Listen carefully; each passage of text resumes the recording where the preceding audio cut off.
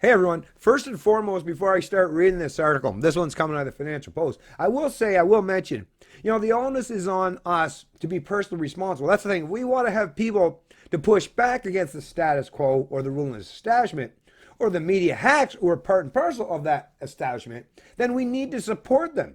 Not just vocally. I mean, that's good too. I mean, to vocally support them, say, hey, these people produce stuff that's very much worthy to support. No, even more importantly than that is to support them economically or financially. Because that's the thing, folks. We all live in a world that's built and based upon economics. Economics is inescapable.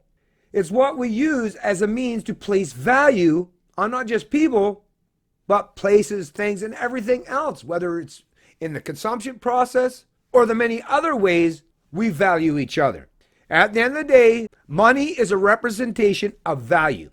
And if people that are trying to give you honest, reasoned, logically consistent narratives and messaging to counter the status quo or the establishment, which, think about it, the status quo and the establishment, they function under the forced wealth and income redistribution model, their socialist model, the immoral economic model. Whereas these publications, such as the Financial Post, they want to function under the free market model, where everything is done voluntarily. But if you're unwilling to voluntarily support them, well, by natural extension, those who are representatives of the central planning model of forced wealth and income redistribution, well, they win by natural default, by sheer fact that they'll make economic gains regardless.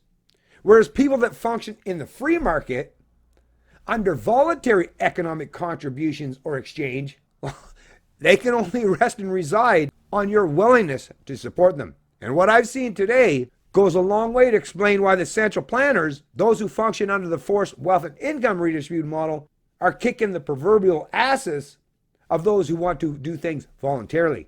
Because at the end of the day, they've got all the power to buy their support or subsidize it in some way. Whereas people like Terrence here, or people like myself, have none of that power and are wholly at the mercy of those who consume our content. Although I will say things are definitely finally starting to shift. And the pay-to-play model is something that I expect is going to be dominating not just social media, but media in general going forward. And it's something that I've promoted for years. Headline of the Financial Post, Terrence Corcoran, Why the Left Loves a Climate Crisis.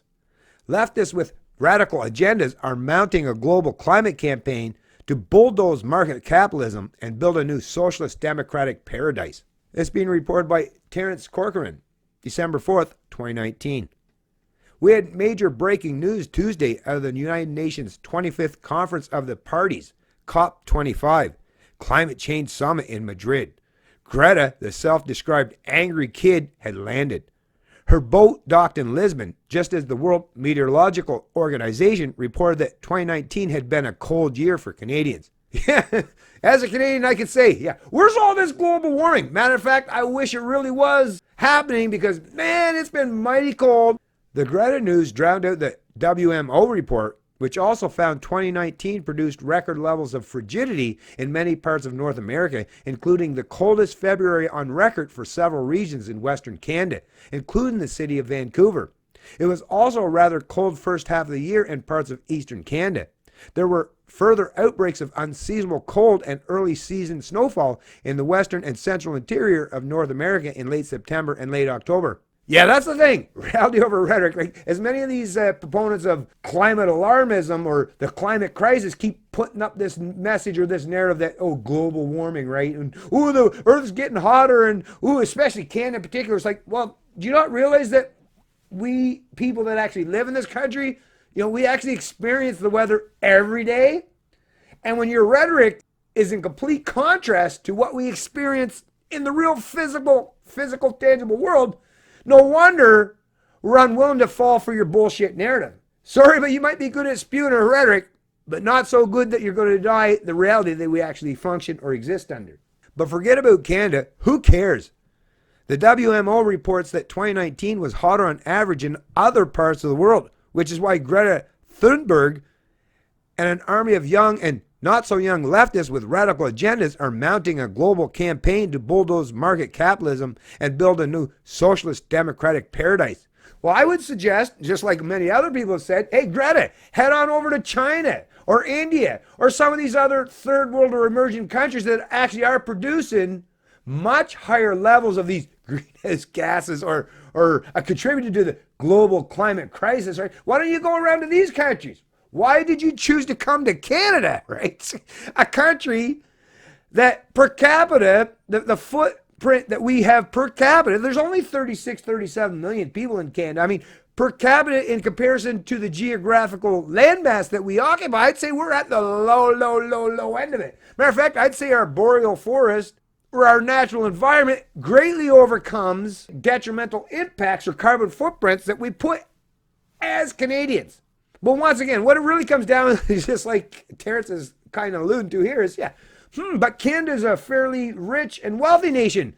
No good to go around to some of these third world or emerging countries where, hey, you're not going to get much. What, pennies on the dollars for your complaints or for your whining? I guess they prefer to come to these Western, fully developed societies because they can use a lot of that guilt of being economically prosperous or have a genuinely flourishing economy. I guess it's much easier to make people like that feel guilty, right? Probably wouldn't go over so well if you went to some of these countries that are just trying to grow their economy. Finally, those are coming way late to the capitalist type of system that have benefited the developed world for so long.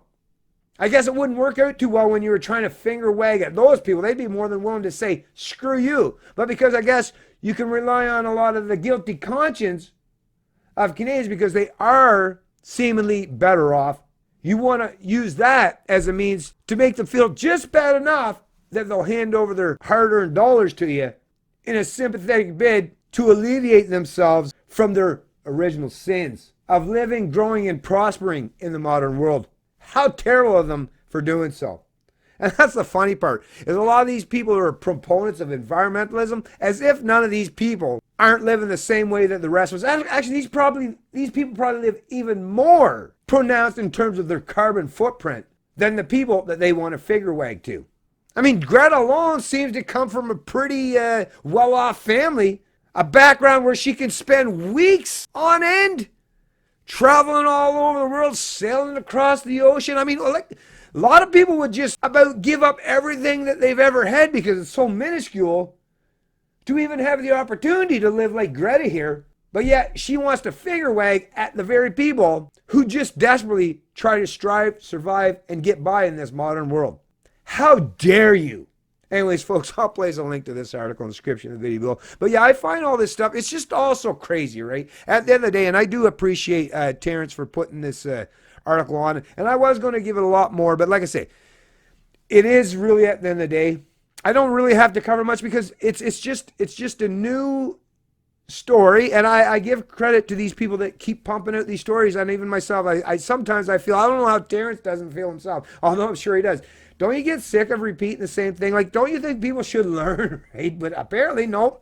You have to keep, hey, just like McKinnon said, right? Whether you want to indoctrinate them or you want them to learn. At the end of the day, they both require something fundamental, which is to keep telling them over and over and over and over again, apparently, right? Because the minute you stop doing so, well, your counterparts or your opponents, well, they're going to win just based on the longevity of their narrative. I know, people, it shouldn't be that way. You know, you should be able to just say 2 + 2 is 4, and really at the end of the day, you shouldn't have to repeat that too many times before people allow it to actually sink in, because it's at least objectively true. But that's the thing, at the end of the day, when you're talking about politics and that one-size-fits-all approach, well, you're never going to get to the point where everyone's going to agree, or we're all going to be singing arm in arm, kumbaya with each other. That's why Central Plan has never worked throughout all of human history, and is never going to work going forward. It's Canadian Libertarian, and I love liberty.